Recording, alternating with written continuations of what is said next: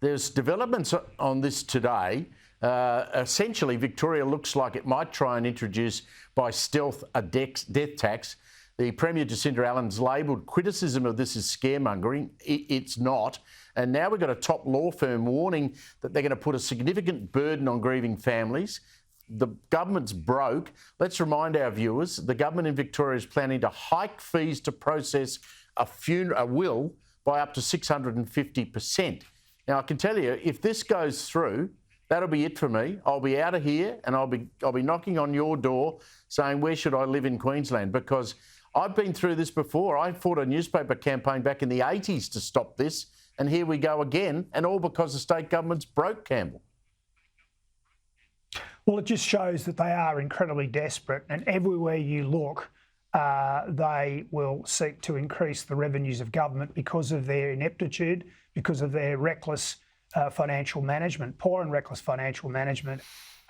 If you want the proof of the pudding, the increase in fees means that for an estate worth about $2.5 million, it will be twice as expensive in Victoria to lodge it with the court for probate than in New South Wales.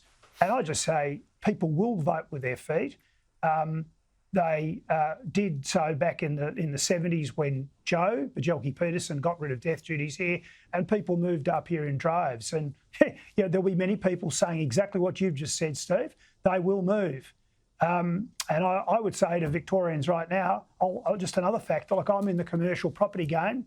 My firm will not invest in Victoria, period. We will not buy office buildings, industrial buildings, fuel stations. We have agents all the time bothering us. No, we'll go to any other state other than Victoria because we don't know what the government will do next. They've already cranked up land tax, stamp duties and the like.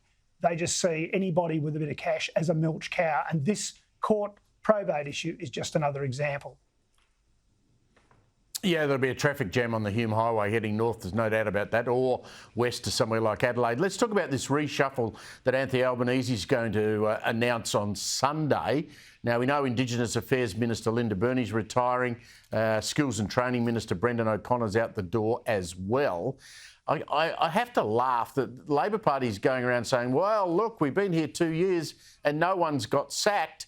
Well, that says to me that you haven't had the courage to sack people who don't know what they're doing, like Andrew Giles and Claire O'Neill for a start.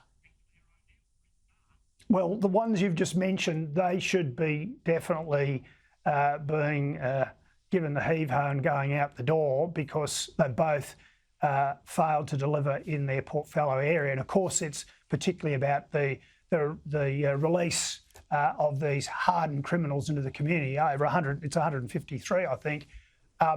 So they should go for that and that alone. But then going back to what you just said, I do love the way that the Prime Minister says, look, I haven't lost anyone. That's how good my government is. Well, that's because you haven't been accountable, that you haven't followed Westminster principles and actually given the heave-ho to ministers that don't perform. I mean, it's just that they will stonewall this government rather than actually making ministers accountable. Yeah, and of course the factions will decide who replaces them anyway.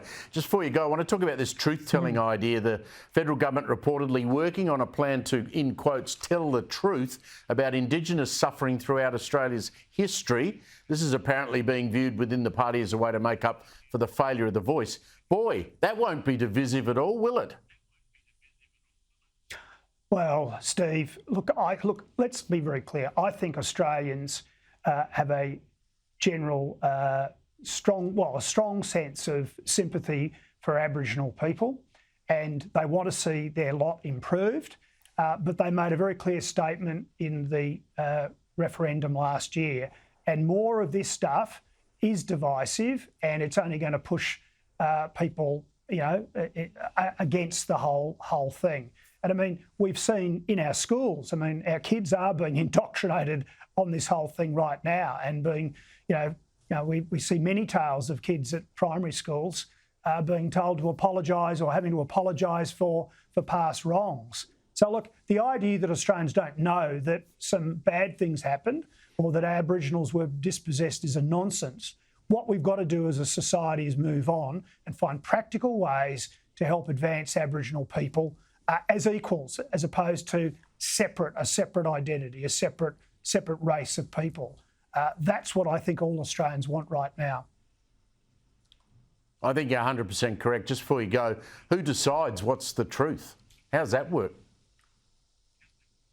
Yes, well, that's very contentious. I mean, you know, we've seen people these days suggesting Aboriginal people were involved I think a federal minister the other day said that they were the first farmers. Now, look, that's just rubbish. The historical record does not support that Aboriginal people were cultivating the land, rearing animals, and in some sort of methodical way. They hunted. They were nomadic people who worked incredibly well on the landscape to actually eke out a living, if you like. But farmers, no, they weren't. So when you've got federal minister suggesting they were the first farmers, if that's the agenda of the government, there's going to be a lot of untruths in this truth-telling. Campbell Newman, my friend, great to catch up. Thanks a lot. See you next Friday.